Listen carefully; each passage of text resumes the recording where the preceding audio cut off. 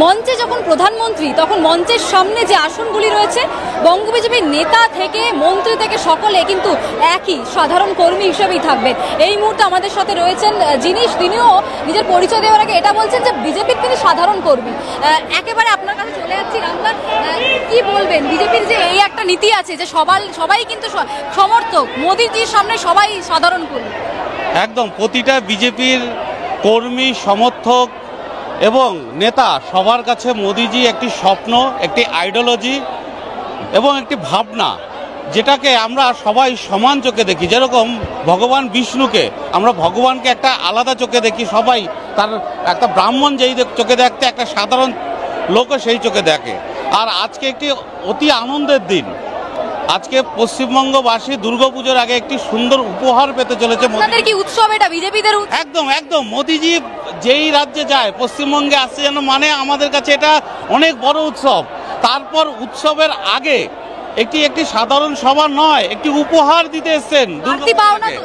একদম বাড়তি পাওনা, হয়তো পাওনাটা আরেকটু বড় হতে পারত যদি এই সরকার বেলেঘাটাতে আমাদের এই মেট্রো লাইন করতে আরেকটু সহযোগিতা করতো, আনন্দটা অনেকটা বেশি হতো। কিন্তু আনন্দটা রাজ্য সরকারের জন্য লিমিটেড হয়ে গেল। একেবারেই তাই। রামদার সাথে কথা বলে নিলাম। একাধিক বিজেপি কর্মী রয়েছেন যারা পদে রয়েছেন, কিন্তু নরেন্দ্র মোদীর সামনে সকলেই সাধারণ একজন কর্মী।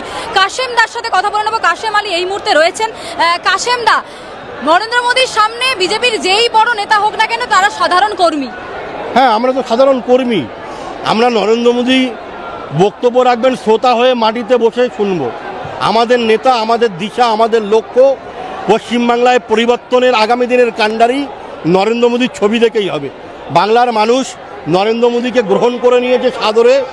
আমরা যে লড়াই করছি এই ফ্যাসিস্ট অত্যাচারী সরকারকে বাংলার মাটি থেকে উৎখাত করার লড়াই। এ লড়াইয়ে হয়তো আমরা জেলে থাকবো, আমরা কেস খাবো, অনেক কিছু মমতা ব্যানার্জির পুলিশ অত্যাচার অন্যায় আমাদের প্রতি করবে, তবুও শাসকের রক্তচক্ষু উপেক্ষা করে আমরা সাধারণ মানুষ মাঠে ময়দানে মমতা ব্যানার্জির বিরুদ্ধে থাকবো। কাশেম দা, সংখ্যালঘুরাও এখানে দেখছি জড়ো হয়েছে। হ্যাঁ, অনেক সংখ্যালঘু। দেখুন, ভারতীয় জনতা পার্টি কোনো সম্প্রদায়ের নয়, কোনো রঙের নয়, কোনো বর্ণের নয়, কোনো ধর্মের নয়। ভারতবর্ষের সর্ববৃহৎ একটি রাজনৈতিক দল, সেই দলটির নাম ভারতীয় জনতা পার্টি। 140 কোটি মানুষের জনপ্রতিনিধিত্ব করে। আমাদের মূল স্লোগান সবকা সাথ, সবকা বিকাশ, সবকা উন্নয়ন। এটাই হচ্ছে আমাদের মূল স্লোগান। সেই স্লোগানকে বাস্তবায়ন করার জন্য আমরা এক একজন সমর্থক, কার্যকর্তা, অতন্ত প্রহরীর মতো আছি। পুজোর আগে বাংলার হাওয়া কিভাবে উঠছে? হাওয়া তো খুবই ভালো, গেরুয়া ঝড় বইছে। একটাই কথা, আসছে গেরুয়া আসছে অবশ্যই, এতে কোনো দ্বিমত নেই। আচ্ছা দাদা, একটা প্রশ্ন রাখতে চাইছি।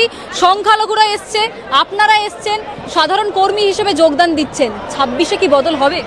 অবশ্যই হবে, এবং অনেকেই, শুধু এইটা না, আরো অনেকেই আসবে, শুধু সময়ের অপেক্ষা। আরো ভালো ভালো খবর দেখতে সাবস্ক্রাইব করুন বাংলা হান্টের ইউটিউব চ্যানেল। বাংলা হান্টের আরো খবর দেখতে নজর রাখুন। বাংলা খবর মানেই বাংলা হান্ট।